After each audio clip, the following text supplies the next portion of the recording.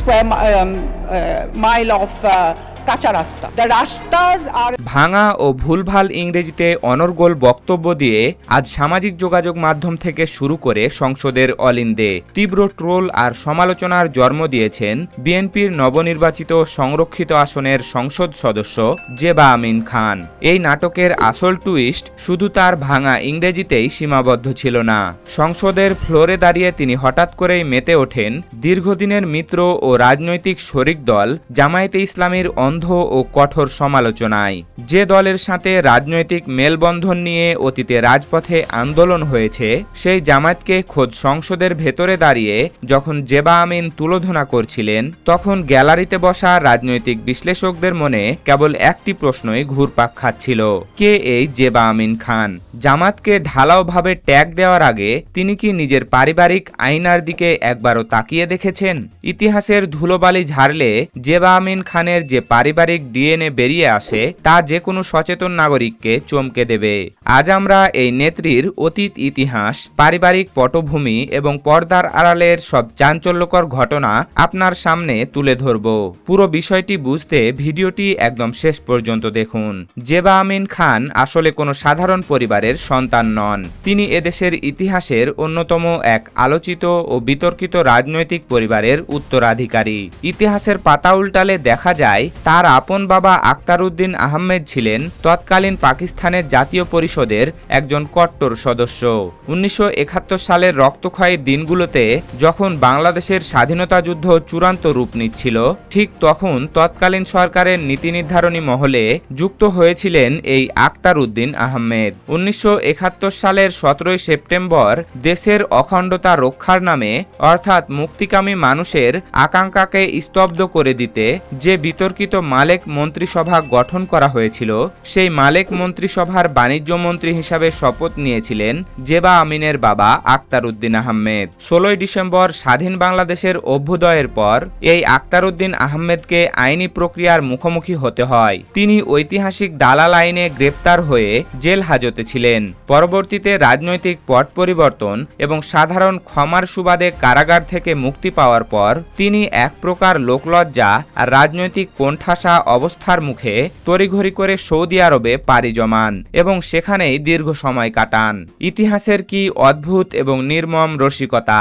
যার পারিবারিক ইতিহাস এমন এক বড় অধ্যায়ের সাথে যুক্ত, সেই পরিবারের সদস্যরাই আজ সংসদে দাঁড়িয়ে অন্য দলকে রাজাকারের খোঁটা দিচ্ছেন বা নিষিদ্ধের দাবি তুলছেন। এই দ্বিমুখী অবস্থানই আজ রাজনৈতিক অঙ্গনে সবচেয়ে বড় বিতর্কের জন্ম দিয়েছে।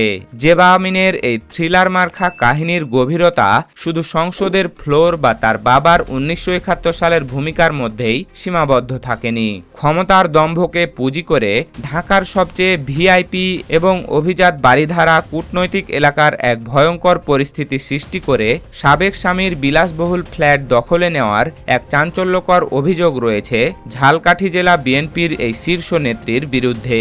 ঘটনার বিবরণ অনুযায়ী বাংলাদেশ মহিলা দলের এই কেন্দ্রীয় সহসভাপতি তার বিশাল অনুসারী বাহিনী এবং একদল বহিরাগত মানুষকে ভাড়া করে বাড়িধারার এই নির্দিষ্ট বিলাসবহুল অ্যাপার্টমেন্টে এক বিতর্কিত হামলা চালান। জেবা আমিনের সাবেক স্বামী এবং একটি প্রভাবশালী ল্যান্ড ডেভেলপমেন্ট কোম্পানির মালিক মোকাররম হোসেন খান এই সময় ব্যক্তিগত প্রয়োজনে দেশের বাইরে অর্থাৎ কানাডায় অবস্থান করছিলেন। বাড়িটি সম্পূর্ণ পুরুষশূন্য এবং অক্ষরিত থাকার এই সুবর্ণ সুযোগকেই কাজে লাগান ক্ষমতাশালী এই রাজনৈতিক নেত্রী। প্রায় 8 বছর আগে মোকাররম হোসেনের সাথে জেবা আমিনের অফিসিয়াল ছাড়াছাড়ি বা ডিভোর্স হয়ে গেলেও আইনের নানাবিধ মারপ্যাচে বাড়িধারার এই বহুতল বাড়ির 501 নম্বর ফ্ল্যাটটি তিনি আগে থেকেই নিজের নিয়ন্ত্রণে রেখেছিলেন। কিন্তু অভিযোগ উঠেছে তার লোভের নজর ছিল পুরো বাড়ির ওপর। কানাডায় স্বামীর অনুপস্থিতির সুযোগ নিয়ে জেবা আমিন তার ভাড়াটে ক্যাডার এবং একদল হিজরা বাহিনীকে দিয়ে পুরো 6 তালা বাড়ির 201 এবং 401 নম্বর ফ্ল্যাট দুটির তালা ভেঙে ভিতরে প্রবেশ করেন। করেন। সেখানে ব্যাপক ভাঙচুর চালিয়ে মূল্যবান জিনিসপত্র সরিয়ে নিয়ে ফ্ল্যাট দুটি জোরপূর্বক নিজের নিয়ন্ত্রণে নেন বলে ভুক্তভোগী পরিবারের পক্ষ থেকে অভিযোগ করা হয়। মোকাররম হোসেনের পক্ষ থেকে সেই সময় স্থানীয় বারিধারা বা গুলশান থানায় বারবার আকুতি মিনতি এবং জরুরি সহযোগিতার জন্য যোগাযোগ করা হলেও ক্ষমতার দাপুটে থাকা এই নেত্রীর বিরুদ্ধে তৎকালীন পুলিশ প্রশাসন টু শব্দ করার সাহস পায়নি।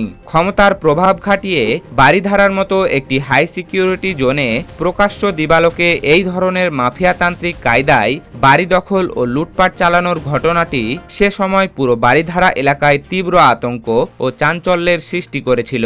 সংসদের ফ্লোরে দাঁড়িয়ে ভুলভাল ইংরেজিতে বক্তৃতা দিয়ে দৃষ্টি আকর্ষণ করার চেষ্টা করা, নিজের পারিবারিক অতীত ঢাকতে শরিক দলের ওপর বিষোদ্গার করা আর পেছনের দরজায় ক্যাডার বাহিনী দিয়ে বাড়ি দখল করা, এই সকল ঘটনা একসাথে করলে জেবা আমিনের যে রূপটি ভেসে ওঠে তা নতুন বাংলাদেশের জন্য এক চরম অশনি সংকেত। 24 জুলাই বিপ্লব পরবর্তী নতুন বাংলাদেশে সাধারণ মানুষের আকাঙ্ক্ষা ছিল একটাই, দেশে আর কোনো দখলদারিত্ব, মাফিয়াতন্ত্র বা স্বৈরাচারী ব্যবস্থার পুনরাবৃত্তি ঘটবে না। কিন্তু ক্ষমতার সুবাতাস পেতে না পেতেই যদি প্রধান প্রধান রাজনৈতিক দলগুলোর এমপি এবং জেলা নেত্রীদের এই ধরনের দখলদারিত্বের পৈশাচিক রোগ দেশবাসীকে দেখতে হয়, তবে স্বৈরাচারী ব্যবস্থার সাথে এই নতুন ব্যবস্থার তফাৎ রইল কোথায়?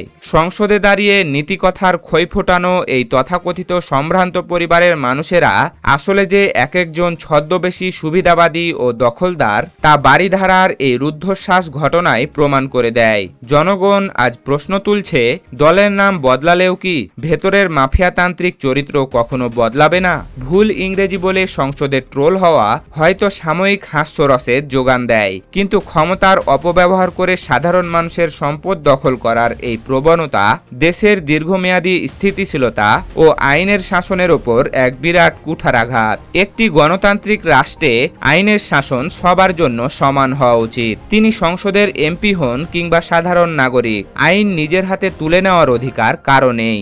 জেবা আমিন খানের মতো রাজনৈতিক ব্যক্তিত্বদের এই ধরনের কর্মকাণ্ড রাজনৈতিক দলগুলোর ভাবমূর্তিকে চরম সংকটের মুখে ফেলে দেয়। নতুন বাংলাদেশে জবরদখল, হিজড়া বাহিনী লেলিয়ে দিয়ে ফ্ল্যাট ভাঙচুর এবং ক্ষমতার দাপুটে থানাকে নিষ্ক্রিয় রাখার এই সংস্কৃতি চিরতরে বন্ধ হতে হবে। বারিধারার এই ঘটনার একটি সুষ্ঠু ও নিরপেক্ষ তদন্ত হওয়া প্রয়োজন, যাতে অপরাধী যেই হোক না কেন তাকে আইনের আওতায় আনা সম্ভব হয়। তবেই দেশের মানুষ একটি সত্যিকারের বৈষম্যহীন ও নিরাপদ বাংলাদেশের স্বপ্ন দেখতে পারবে।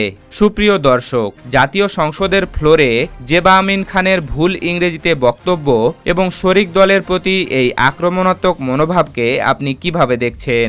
বারিধারার মতো কূটনৈতিক এলাকায় ক্ষমতার জোরে ফ্ল্যাট দখলের এই ভয়ঙ্কর অভিযোগ কি তার রাজনৈতিক ক্যারিয়ারকে চিরতরে প্রশ্নের মুখে ফেলে দিল না?